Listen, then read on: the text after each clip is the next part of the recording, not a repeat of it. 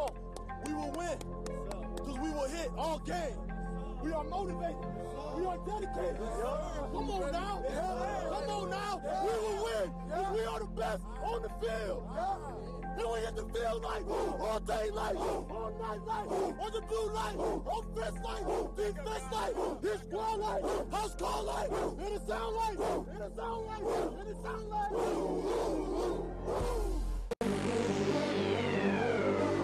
Yeah. It's official. It's official. It's official.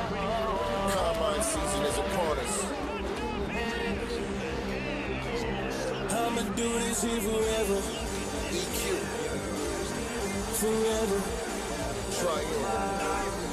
Forever. Yeah. Forever. I'ma do this here forever.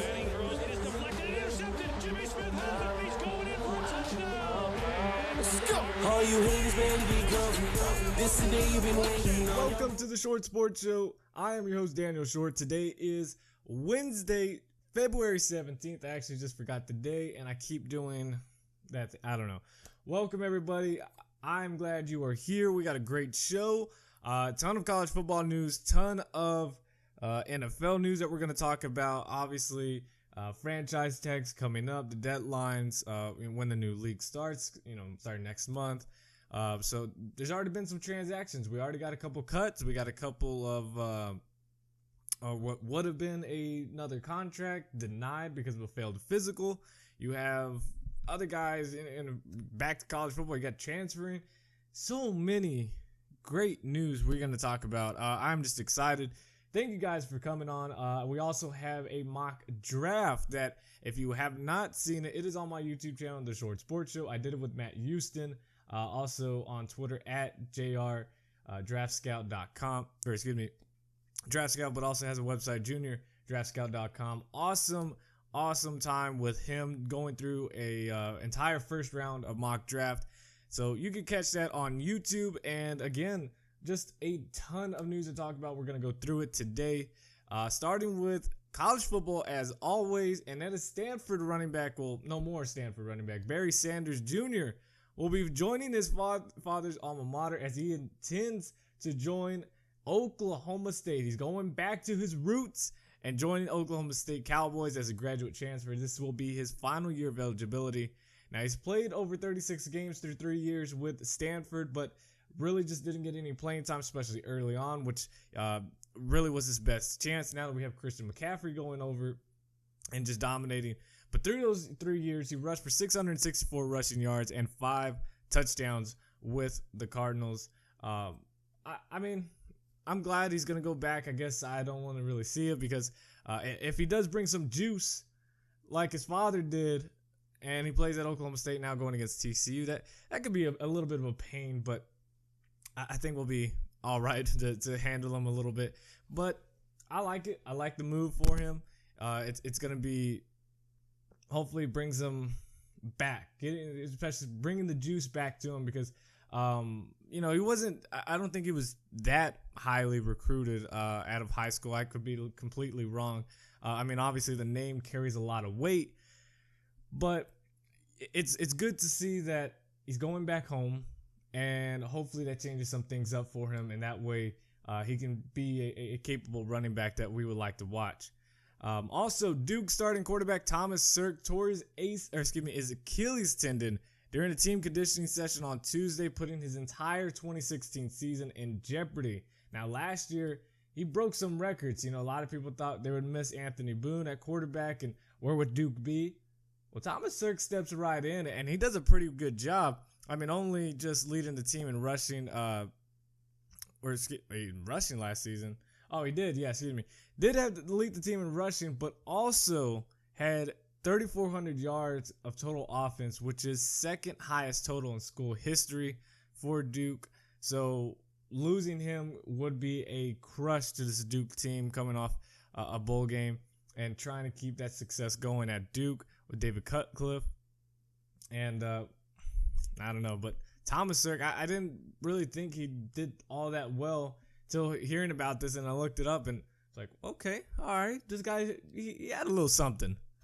A guy that does have a little bit of something and hopefully can return very, very soon is Pittsburgh running back James Conner, who's, quote, doing really well. That's what head coach Pat Narduzzi said. Now, Conner was, of course, diagnosed with Hodgkin's lymphoma on Thanksgiving, and it just finished his 5th round of treatment.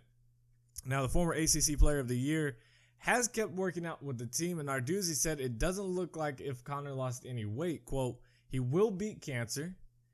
He'll be playing for the Panthers next fall. I guarantee that. Huge, huge words by Pat Narduzzi, the head coach of Pittsburgh.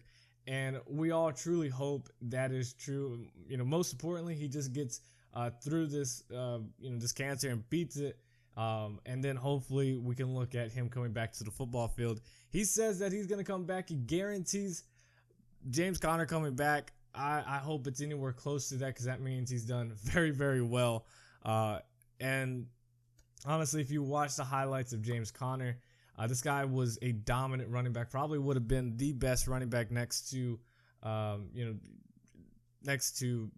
Alabama's running back Derrick Henry and a few of the others. But he was all around catching out of the backfield and blocking and obviously running the ball very efficiently. So having Pittsburgh, James Conner come back to them would be huge for their program. And obviously just want the best for James Conner. Now, I made a video about this. But we'll talk about it just briefly for the people that didn't watch it on YouTube. Now, the state of Louisiana is facing a budget crisis, and Governor John Edwards said higher education shouldn't be compromised. Now, whether this whole thing is going to be a scare tactic, because I'm sure by now you guys have heard that he said that there won't be any college football next fall if they can't get this sorted out. And while that is a possibility, is it just a huge political scare tactic that some will use? And he says that it's not. In a statewide televised address Thursday, Edwards said campuses could run out of money, and this is all not just LSU, and be forced to shut down in April, coming up pretty soon, highlighting the LSU football team as one program that could be lost as a result of massive cuts in the higher education funding. Quote, if you are a student attending one of these universities, it means you will receive a grade of incomplete. Many students will not be able to graduate, and the student athletes across the state of those schools will be ineligible to play next semester. That means you can say farewell to college football next season. Bam, that is it, next fall. Now, again, I talked to a few people about it, and they said, what's one thing, especially in a state like Louisiana, that if you took away from it would catch everybody's attention, both obviously in the state and nationally, and would quickly, they pay attention and try to figure something out and say, oh, whoa, you can't do that. Football. It's that easy. In Louisiana, you got football. And with LSU being the team that they are, with having Leonard Fournette, obviously I know there's Tulane and there's all those other schools. LSU highlights all of them, and you take that away and you're thinking that can't be possible. You can't take away our football. You can't take away LSU football. He's saying he can. We'll see. And it's not just him taking it away. It's because of the money cutbacks and stuff. Obviously, there's a lot of politics that go into it. What's really going to happen? It's something you're just going to have to stay up with, and we'll just have to see. But he said that he's pushing for a tax increase to help make up a $940 million budget deficit by the end of June. And if lawmakers find a solution to keep colleges open to save the Tigers' 2016 season, they will face basically the similar problem next fiscal year. But instead of it being just $940 million, it will then become $2 billion. Ouch. So we'll just have to see and pay attention, but it's most likely scare tactics, to it, just saying, hey, we're going to catch your attention by saying this, and you're going to listen to us, and you're going to help us figure this out together. Because if not, there's a possibility. I'm not going to say strong possibility. There's a possibility you will not have LSU football nor any of the Louisiana teams playing at all. No sport. So we'll just have to see. Some news that came out this week that a few people didn't want out or didn't want to talk about. and it finally had been forced to talk about, and that is because it's Peyton Manning. Now, he just came off winning the Super Bowl, but he is among the athletes cited in a lawsuit filed by a group of women allegedly that the University of Tennessee has violated Title IX regulations and created, quote, a hostile sexual environment, end quote, through a policy indifference towards assault by student athletes. Now, what this is talking about and what it goes to Manning is the Tennessee lawsuit alleges that in 1996, when Manning was a Volunteers quarterback, he placed his, and I'm going by what it said, his naked genitals on the face of a female athletic trainer while she was examining him for an injury. Manning denied that he assaulted the trainer and says instead that he was mooning a teammate. And Manning was never the subject of a police investigation of the incident. The trainer, Dr. Jamie Knobwright, later sued Manning in documents filed on her behalf. In the case, the player whom Manning says he was mooning, Malcolm Saxon, refuted Manning's account. Knobwright's lawsuit against Manning was settled in 1997 with the agreement that she would leave the university. Protecting after your athletes, I guess. Whether this happened or not, I don't know. And it goes so far back from all the way in 1996. That's when I was born, 1996, and we're talking about it now. Who knows what type of guy Manning was other than the players around him and the media that were around him back then, whether he was truly like that or not. But really, Manning, I mean, if you even thought about doing this and you did this, that is, I don't know. It's very weird for him to have done that. Seeing the Manning we have now. Now, I'm not saying he's all great and everything, but I don't know. But I did see a funny picture, and I hope I can put it up if I can find it. But it was an NFL memes. It's on their Facebook and whatnot. And they said that Papa John's had dropped Peyton Manning, and Lipton Iced Tea picked him up. If you get the joke, let me know in the comment section down below. Again, Lipton Iced Tea has Peyton Manning as a sponsor. That's not true, but that's just part of the joke. Let me know. All right. Quarterback Dylan McCaffrey, the number 25 prospect in the 2017 class. And if you... McCaffrey. That sounds so familiar. Well, that's because it's true. Dylan McCaffrey, though, he committed to Michigan, and he's the number 1 ranked pocket passer in the class of 2017. So McCaffrey family is rich in football in their blood, and they're about to be rich in money. Now, again, the name sounds familiar because Dylan is a younger brother of Stanford running back Christian McCaffrey and the Duke wide receiver Max McCaffrey. Obviously, their dad played for the Denver Broncos and won a Super Bowl. Now, Dylan McCaffrey is going to Michigan. Stanford did not offer him a scholarship just yet. Honestly, anything can change from now. We've seen recruiting. We know how it goes. He could get offered in a couple months. He could get offered right after the show. Might not get offered at all. But if an offer does come his way, it's interesting to see whether or not Dylan McCaffrey will flip to Stanford or not. Now, again, Christian McCaffrey will be a junior this season, so I don't think Christian stays for his senior year. So that's not going to be like, oh, well, he'll want to go play with his brother. Christian's most likely gone by the time Dylan even arrives on campus. We'll have to see. The Texas Longhorns have lost their 5th assistant coach from their staff this offseason alone, with the departure of receivers coach Jay Norvell, who accepted the job at Arizona State for basically the exact same position. Now, Norvell spent 1 season at Texas and served as the interim play caller for the Longhorns' final 11 games this past season, following the demotion of co-offensive coordinator Sean Watson and Joe Mickline. Those contracts, they're gone. They didn't obviously bring them back. And then Charlie Strong hired Tulsa Sterling Gilbert in December to bring him in as the offensive coordinator.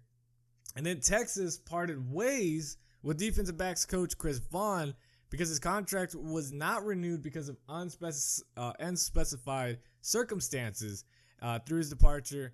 is reportedly tied with the alleged involvement with the NCAA recruiting violations that went against Ole Miss this past couple weeks, where he coached from 2008 to 2011.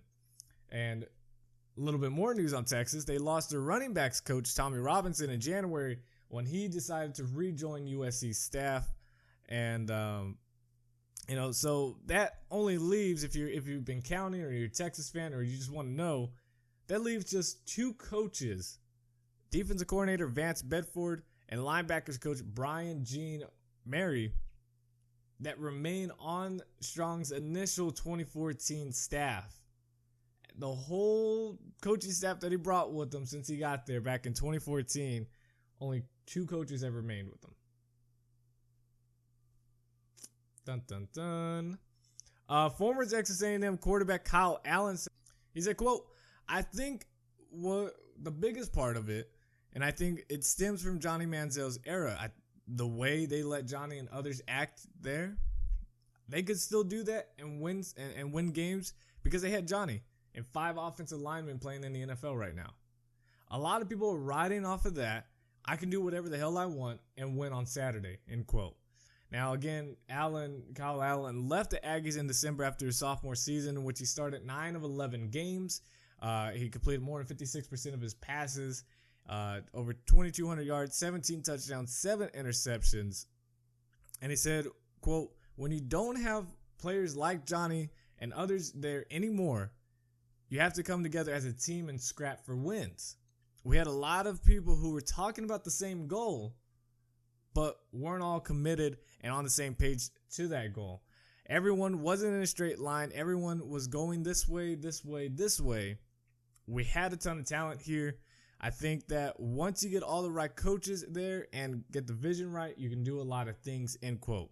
Now, Kyle Allen will have to sit out the 2016 season, but we'll have 2 years of eligibility remaining once he gets to Houston beginning in 2017. But what's important in what he said, and out of that entire quote, other than, just saying that, look, when Manziel got there and they got big, everybody was partying, everybody was doing this and that, whatever they wanted to do, and then just go out there and play on Saturday and get the W or whatever. But what the most important thing you got to underline and keep there was that he said, once you get all the right coaches there and get the vision right, you can do a lot of things, end quote. He's obviously saying that this coaching staff has no control over the team. They don't know what they're doing because they are letting players do what they want to do, what they feel like doing, and then coming on Saturday and saying, hey, let's just try to play this game and hope for a victory. That's it. That's it. And that's why he's leaving. That's why he said, I'm out. I think also with the Kyler Murray situation, that could have been something, but maybe he already knew about Kyler Murray. Maybe he said, you know what? Kyler Murray, both of them have been talking about leaving the program. They didn't feel it was right like the way they wanted. And they wanted out. Could have been, but it's not crazy to hear that, but it's just, I don't know what the right word is. It's just, I don't want to say shocking, but it all comes together and just hits you like, wow, this is, it's finally coming out what a lot of people have been speculating, what the rumors had been, and they're saying, look, there's no control over this team. They do what they want, how they want, when they want, and then they just come together on somewhat come together on Saturday and play the game. So maybe had they had more control over the team back when Manziel and Mike Evans were there, and again, the 5 starting offensive linemen, had they had all of them, maybe they would have beat Alabama when Alabama came to Texas A&M after, the year after. Maybe there are other games against Ole Miss, against Florida, against LSU that would have led A&M a little bit further. Who knows? But it is interesting that Kyle Allen came out and said it, and he didn't, point fingers too much where he said directly, but he said everything right, basically. He said everything right. And see if it has anything to do with recruiting or whatnot, but very interesting what he said. Now, former Tampa Bay Buccaneers quarterback Sean Keane will join the South Florida Bulls coaching staff in a role still to be determined. Now, they're thinking obviously quarterbacks coach somewhere along the line. I highly doubt co-offensive coordinator, but USF's co-offensive coordinator and offensive line coach Danny Hope resigned Thursday for family reasons, and so they added Sean Keane. I highly doubt again that it was for that exact same position, but it's going to be somewhere along the line, maybe offensive assistant or analyst, something like that. And finally, last bit of news of college football before we move on to the NFL. Now, after 5 months after tearing his lateral meniscus, former UCLA running back and linebacker Miles Jack is not cleared for the NFL Combine, saying that the only drill he'll participate in is a bench press at the NFL Combine. That's it. He can't do anything else. Now, Todd McShay has Miles Jack going 11th in his mock draft in 2.0. And speaking of mock draft, I decided to do one with Matt Houston of juniordraftscout.com, and actually, just had a blast. We went through the entire 31 picks of the first round. I have his link down in the description below, and also go ahead and check out the video in the description below as well. Awesome time. Talked about everything. He gave me a reason why this and this team would do it and why they wouldn't, who they were drafting, and why it fits them perfectly. So be sure to check that out and follow Matt Houston on Twitter at JRDraftScout. Now, as we move on to the NFL, and we're talking about the NFL draft a little bit, Titans GM John Robinson has already had calls towards him that are asking, I can't talk, that are interested in the number 1 draft pick in the 2016 NFL draft, saying, quote, I think it's really more of a kind of exploratory at this point, as we get a little bit closer and a little bit more through the process with the combine interviews and pro days. I expect there will be a few more calls, and there may not be. We'll see, end quote. I don't think the Titans should trade out of the number 1 spot unless they get a bulk of picks, which, could happen for the number 1 overall pick. But right now, fixing that offensive line, fixing the defensive line, adding a little bit more receivers and a running back, huge holes they got to fill very quickly to get this team back and going to the potential the Titans have with Marcus Mariota. But again, could trade. I hope not. Houston Texans wide receiver DeAndre Hopkins is entering his 4th and final year of his rookie contract and is hoping for a long-term stay, saying, quote, if I could play my whole career here, I would. I love this place.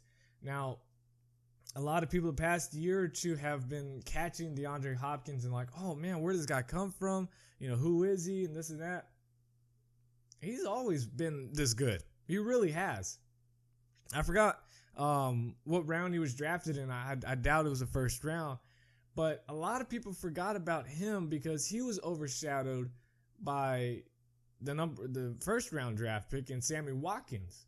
Both of these guys were dual threats. This is what got Clemson going with Taj Boyd. Taj Boyd, did I say it right? I believe so. Quarterback. These guys, were just crazy when they run vertical. I mean, I can only imagine what they would have ran or what, the stats they would have had they played in TCU or Baylor's offense or Oregon's offense. It would have been just incredible. But a lot of people are like, oh man, DeAndre Hopkins, this guy's pretty good. He's breaking out. He's learned his way. He's always been like this. He's always been this good. Same thing with Martavius Bryant. A lot of people didn't talk about him when he was coming out of Clemson. Only a few amount, and I knew personally he was going to be good, and obviously the Steelers did too, and a few others. But Clemson can develop some of these wide receivers, and DeAndre Hopkins was just another one of those that really stood out. And if the Texans are smart, they lock this guy up to a long-term deal, 5+ years, 6 or 7, because this guy is very, very talented and could be their number 1 go-to receiver. Aaron Rodgers told the Green Bay Press-Gazette that he feels, quote, great after knee surgery, and that he told the newspaper that the surgery, quote, was for cleanup of an old injury, so he should be good to go come OTAs and whatnot. Denver Broncos cornerback Aqib Talib, I'm going to keep that in there. Bonus for the Super Bowl win. Won't be as big as his teammates this time around. While all the Broncos earned a $102,000 bonus for winning the Super Bowl, Talib was fined $26,044 for 2 of his penalties in that game. Can you imagine that? $26,000, $26,044 for 2 penalties. You don't have those penalties. You don't intentionally try to rip someone's face off. And I forgot, I guess the other one was taunting or whatnot. You get those out. You don't do any of those, Bam. You are good to go. You get $102,000. Instead, you lose $26,000 of that. Unbelievable. It's crazy. Matt Forte, this is probably the biggest free agent right now out there, at least biggest name that's a free agent right now. He's the second most productive running back in franchise history with the Chicago Bears, and it all came to an end this past week. Quote, despite my wishes, my days as a member of the Chicago Bears have sadly come to an end. I was informed earlier this week from the GM that they will not be attempting to re-sign me in free agency. I will remain forever grateful for my time spent in Chicago and being able to play for an organization with such rich history. My only regret is not being able to win a Lombardi Trophy for the best fans in all of sports. I'm excited about the new chapter of my NFL career, but Chicago will always be my home. The Bears later confirmed Matt Forte's announcement on Twitter that they won't be signing him and bringing him back. And he will be an official free agent come new league year, which begins on March 9th. Now, it's going to be pretty interesting to see where he goes. Now, he's 30 years old. He's already played 8 years in the league. And when you're a running back, there's that, I don't want to say myth, but there's that special age where people believe that you are running very, very low on empty and that you don't really provide too much value for what they could bring in elsewhere, that maybe they don't have the high standards that you used to have, but they can perform it just a little bit better, if that makes sense. And that's the age of 30. Matt Forte has already reached that. Last season, he rushed for 898 yards, caught 44 passes for 389 yards while scoring 7 total touchdowns. Pretty solid. He got hurt, but the Bears were already sort of pushing him out, just 1 foot in the door, 1 foot out, as they got closer, with Jeremy Langford starting to break out, Kadeem Carey doing pretty well. They found these talented running backs that were ready to step up and really show what they can do, and also cut costs with Matt Forte. He earned a base salary of $7.05 million with the Bears last season. So that leads to a question, now that we know he's not going to stay with the Bears, where are some leading spots for Matt Forte?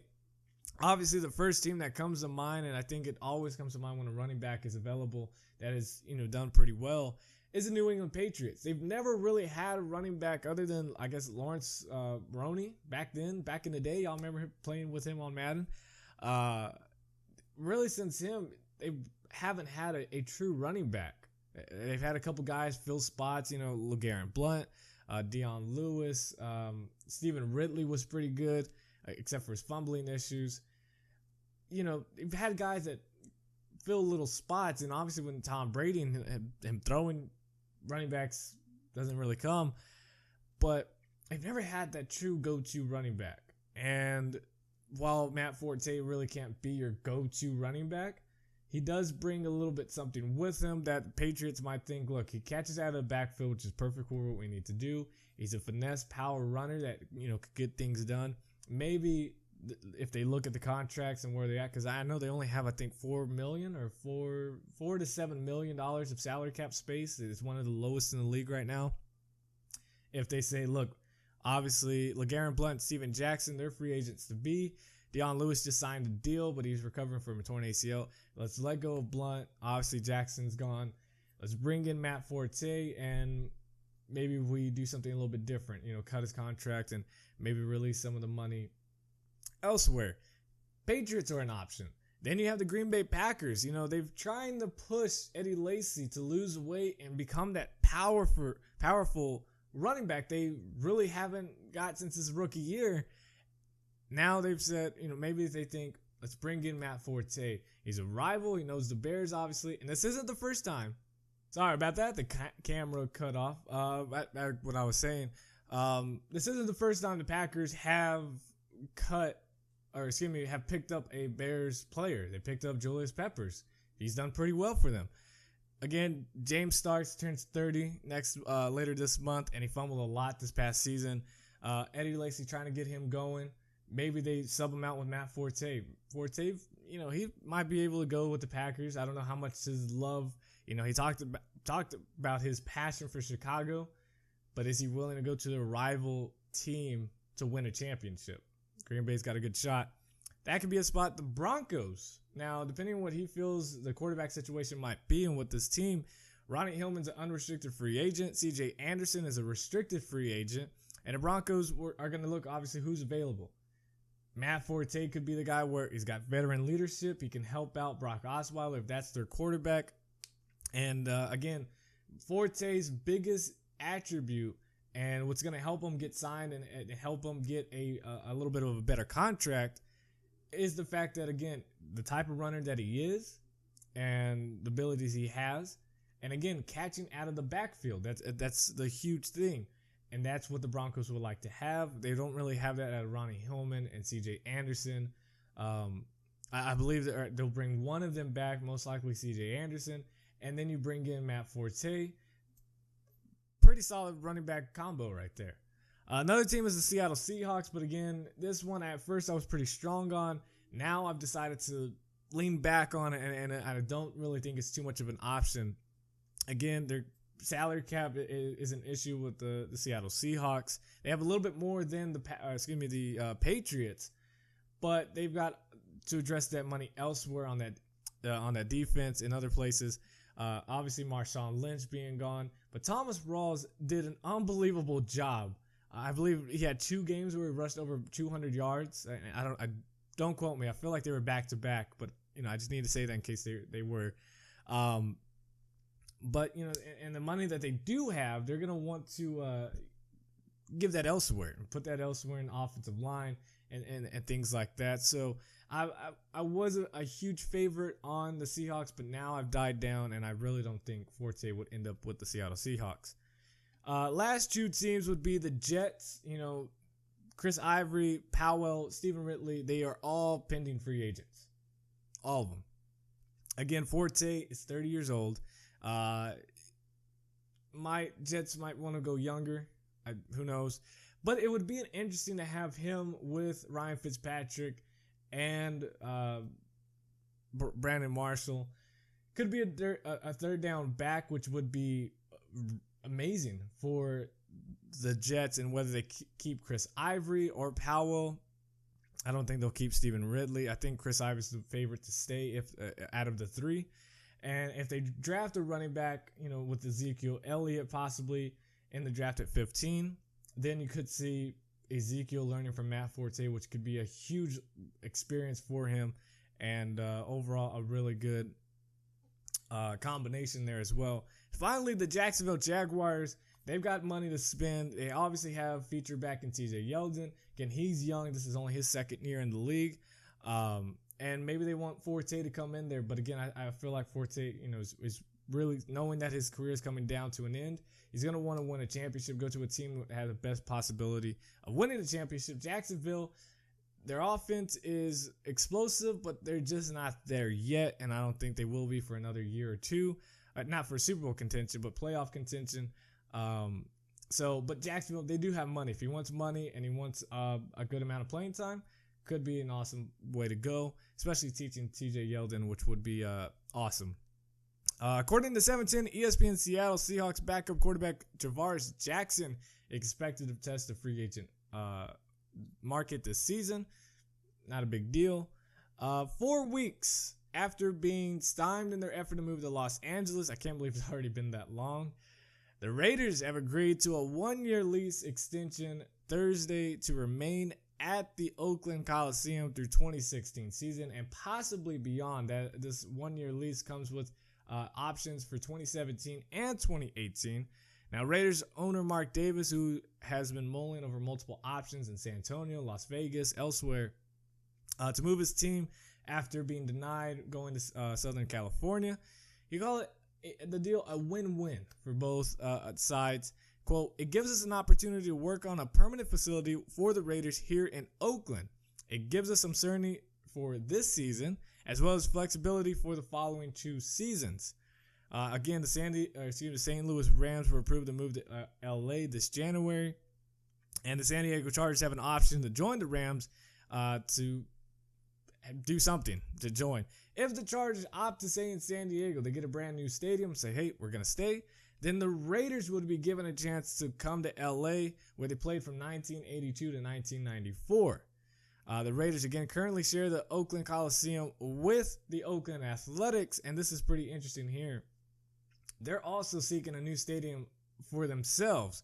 A's owner Lou Wolf has stated his desire to have a baseball-only stadium at the site where the Coliseum currently sits. So knocking down the Coliseum, adding the baseball stadium. Davis, however, said he does favor 2 different stadiums, one for football and one for baseball, which I like that. And I really hope, and this is nothing against the Raiders, I like them where they're at in Oakland. I hope they stay in Oakland, whether that be sharing the stadium with the 49ers, which I think makes complete sense. As you got on one coast, you got the New York Jets and the New York Giants sharing the stadium, and then you would have the Oakland Raiders and the San Francisco 49ers sharing the stadium. I would like that personally, and I would like the Chargers obviously to move to LA with the Rams. Perfect. Everybody's happy, except for the Rams. They want the stadium by themselves. Why so rude? Why so rude? The Packers, they will play in the Hall of Fame game August 7th against the Indianapolis Colts, as those 2 teams headline with Brett Favre being inducted into the Hall of Fame and Colts head coach Tony Dungy. I love this. I think it's going to be a fun game to watch. And I cannot wait for the 2017 Hall of Fame game, because I will be there. I guarantee it. I will be there. I've said it ever since LT retired. I said I was going to go to Canton, Ohio, once LT is elected in the Hall of Fame. He's going to be a first ballot Hall of Famer. There's no doubt in my mind. He will be there next year. Hopefully that T.O. gets in too. That my 2 favorite players as I was growing up, to watch them, be inducted in the Hall of Fame would be an absolute dream come true. And I'll probably cry like a baby. I probably will. Moving on, though. Carolina Panthers middle linebacker Luke Kuechly will undergo surgery to repair a partially torn labrum in his left shoulder. The injury is not expected to impact Kuechly's being ready for the 2016 season, so there's no problem. He suffered an injury late in the first half in January 3rd's regular season finale game against Tampa Bay. He did come back in the second half, and he played every snap, of course, in Super Bowl 50. He didn't miss practice time or the start of the playoffs, becoming the first player in NFL history ever to return interceptions for touchdowns in consecutive postseason games. Huge deal. But he's going to be back. He's going to be fine. 2016 Panthers, calm down. Last bit of news. Actually, we got a couple more. I thought this was it. New England Patriots linebacker Gerard Mayo, who is only 29 years old, is retiring from the NFL. The Patriots were unlikely to keep him anyways, as he has $11.4 million cap number next season, which is the second highest on the team next to quarterback Tom Brady. And Mayo was also due a $4 million roster bonus next month, so he was most likely getting cut anyways. But Mayo finished each of the past 3 seasons, sadly, on injured reserve, although he played 16 games this past season. He injured himself in the Kansas City Chiefs victory with a shoulder injury and was then placed on IR after that. He was limited to 6 games in 2013 because of a pectoral injury, and then 6 games in 2014 because of a knee injury. He was a 10th overall selection in 2008 out of the University of Tennessee, and Mayo was named the NFL's Defensive Rookie of the Year and was selected to the Pro Bowl in 2010 and 2012.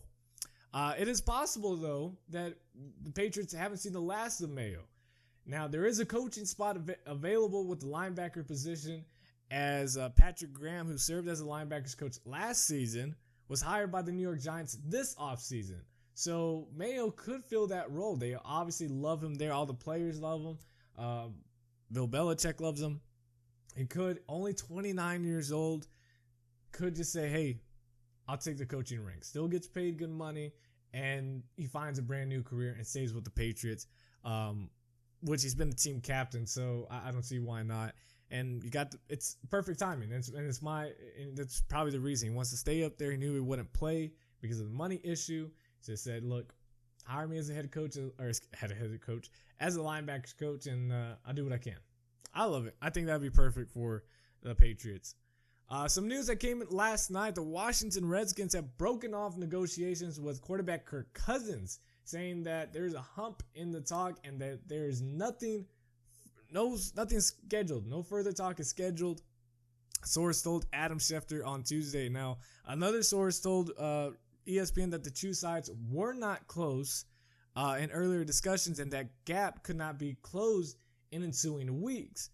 But the source also told Schefter that it's not a foregone conclusion that the Redskins would use a franchise tag on Cousins, and the teams have until March 1st to apply that franchise tag, which could be upwards to $15 to $20 million.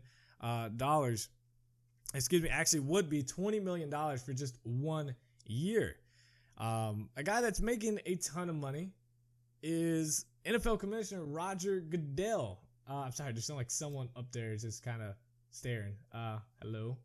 Anyways, Roger Goodell did receive $34.1 million in 2014 calendar year.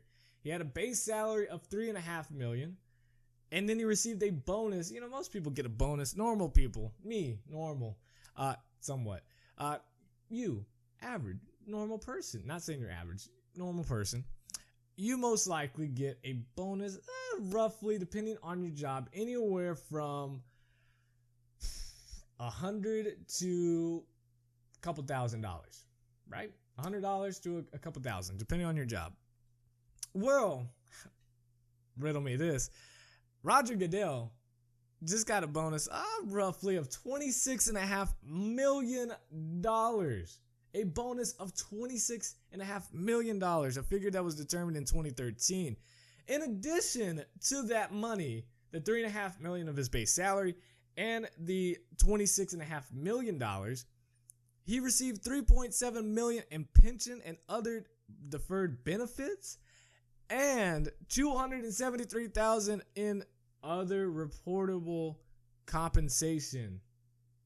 I was doing the bunny ears for the podcast in case you guys couldn't hear that. That is unbelievable. And obviously all adding up to a beautiful $34.1 million for what? And now I get it. No, he had to deal with the Ray Rice situation. He had to deal with Johnny Manziel, Greg Hardy, all in that year. But man, or the past 2 years. But really, does he deserve that much? I'm going to show you why he doesn't. Now, Goodell, on average, he makes $20 million a year with a total of, his entire time, in the 9 years he's been commissioner, he made an average of $20 million and a total of $180.5 million in 9 years. So, to just round that up for me, I'm going to round it up. I'm going to show you what other CEOs of major corporations, major companies make. Check this out. Les Munoz, I might have said his name wrong, but CBS, he made $57.2 million while bringing in a total of $13.8 billion to the company. Marissa Mayer of Yahoo, $42.1 million while bringing in $4.6 billion to the company. Jeff Emmert of GE, General Electronics, $37.3 million, $148 billion to the company. Roger Goodell, fourth on that list, $34.1 million while bringing in $11 billion to the company, or to the league. And Mark Parker of Nike, of the shoes, Nike shoes, $14.7 million and $27.7 billion he brought to the company. But the first figure that I told you, the 57.2 for Les, 42.1 for Marissa, 37 to Jeff, 34 to Roger, and 14 to Mark. That was the money they made. Mark Parker of Nike made $14.7 million. He brought in $27 billion, and it does a lot more work. A lot more things got to go into with Nike. And Roger Goodell of the NFL made $34 million for finding just about every single player for little tiny things. And that's it. That's incredible. That is incredible. I wish he donate. That's all. James Harrison, who is at 37 years old, is 37 years young, I should say, is set to return to the Pittsburgh Steelers for his 14th NFL season. Now he's had 1 year left on his 2-year extension before a year before he signed the 2015 season. He's due $1.25 million base salary, and general manager Kevin Colbert said Tuesday he anticipates Harrison wanting to play again and doesn't see a scenario where the team doesn't want him. He has 76.5 sacks for his career, which ranks 37th in the NFL history. And Harrison added 2 sacks in the playoffs, including 3 tackles for a loss in the divisional round loss, eventually, obviously, to the Denver Broncos. Last bit of news here while we wrap it up. The Detroit Lions have cut running back Joy Bell, who entered the 2015 season as their team's top rusher. Now, he's only 29 years old, but he struggled, or I say only, but that's only a year off. He is 29 years old. He struggled with injuries throughout the 2015 season, which buried him under the depth chart with Amir Abdullah and Theo Reddick. He gained a career low of 311 yards on 90 carries with 4 touchdowns. Now, Bell played 5 seasons with Detroit after bouncing around the league as an unrestricted free agent out of Wayne State early in his career. He landed in Detroit in 2011 and spent the next 4 seasons having a larger role with the franchise, including the team best 860 rushing yards back in 2014. And last but not least, the Chicago Bears released veteran left tackle Jermon Bushrod because of a failed physical. The team announced Tuesday Chicago signed Bushrod on March 2013 to a 5-year deal that included $22 million in guaranteed money. So he's still going to get paid. His base salary next year was scheduled to be $6.4 million, and the Bears will carry the $4.4 million dead salary cap money following Bushrod's release. So that is it for today's show. I hope you guys enjoyed. If you did, be sure to hit that like button. If you're brand new to the channel, hit that subscribe button, follow button, rate this on iTunes, give it 5 stars. We'll give you a shout out. I'll send you, I'll send you something. But thank you guys so much for watching. Hope you guys enjoyed. And as always, God first, God bless. All links are in the description down below to everyone and everything and all the other videos. Again, thank you guys. I will see you guys next Wednesday. As always, God first, God bless. Peace. Forever, I'ma do this here forever. Forever, I'ma do this here forever. Forever, I'ma do this here forever.